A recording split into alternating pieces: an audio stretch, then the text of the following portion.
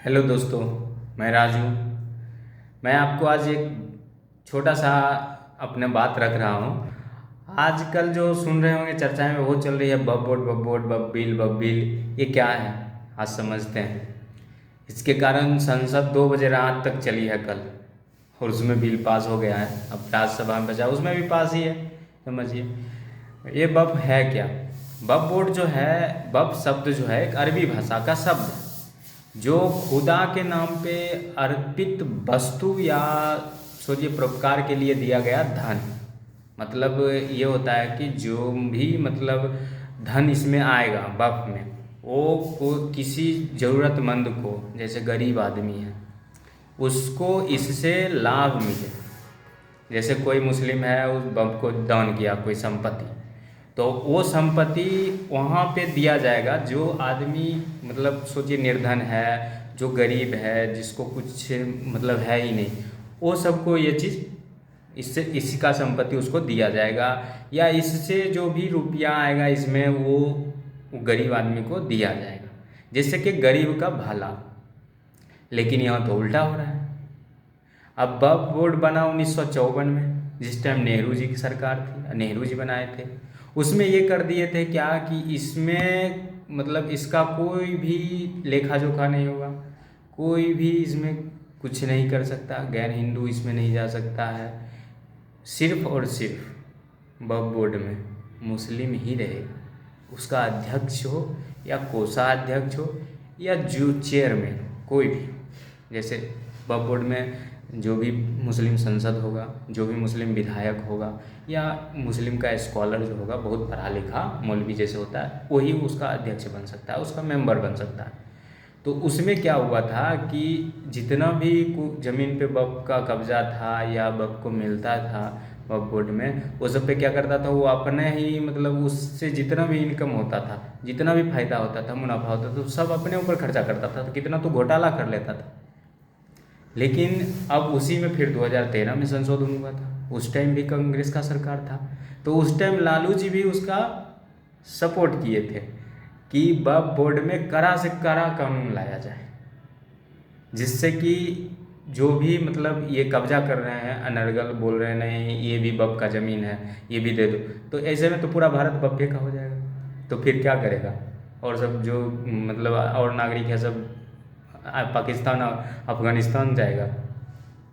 भाई हम लोग यहाँ के हैं, हम लोग का भारत है, हम सब का भारत है, किसी एक का नहीं। तुम जिस पे मन हो उस पे बोल रहे ये वक्फ का ज़मीन है, ये वक्फ का ज़मीन है भाई। फिर उसको इस संशोधन किया जा रहा है अभी 2025 में, और इसमें होना भी चाहिए था, और ये होगा भी, और हो रहा है, और हो गया। राज्यसभा में, लोकसभा में हो गया तो राज्यसभा में हो ही जाएगा, फिर जाएगा राष्ट्रपति के पास, वो भी सिग्नेचर हो ही जाएगा, फिर जाएगा सुप्रीम कोर्ट, वो भी तो पास ही है। जब अपना है तो सारा चीज़ अपना है। उसमें संशोधन होने से फ़ायदा भी है। फ़ायदा ये है कि एक तो इसमें अब गैर गैर मुस्लिम जो है उसका भी सदस्य बनेगा, महिला भी सदस्य बनेगी। और इसमें जब भी दावा ठोका जाएगा जिस ज़मीन पे, जिस संपत्ति पे कि ये वक्फ का संपत्ति है, तो उसका जांच जो है डीएम के निगरानी में होगा, और वो डीएम के निगरानी में ही सारा प्रोसेस होगा। उसके बाद पता चलेगा हाँ किसका है नहीं। और उसमें जितना भी संपत्ति है उसका जो अध्यक्ष होगा वो काम जो करेगा वो डीएम के निगरानी में करेगा। जिला जो जिला का डीएम जो होता है, कलेक्टर, उसके निगरानी में काम करेगा। तो इसमें भाई तुम्हारे लिए तो फ़ायदा ही है, कहाँ बुरा है कि पहले तो छुट्टे सांड के तरह ऐसे ही जैसे मन हुआ ऐसे भाई जिसको मन हुआ अध्यक्ष बना दो, अपना खा रहा है पी रहा है, उसको कोई खोजने वाला नहीं है, ढूंढने वाला नहीं है।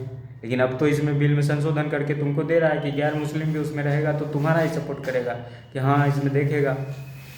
तुम अगर कल के डेट में गैर मुस्लिम पे के ज़मीन पे कब्जा करते हो, बोलते हो कि नहीं ये भाई वक्फ का ज़मीन है, तो उसमें तो तुम तो अपने पक्ष का ले लिया।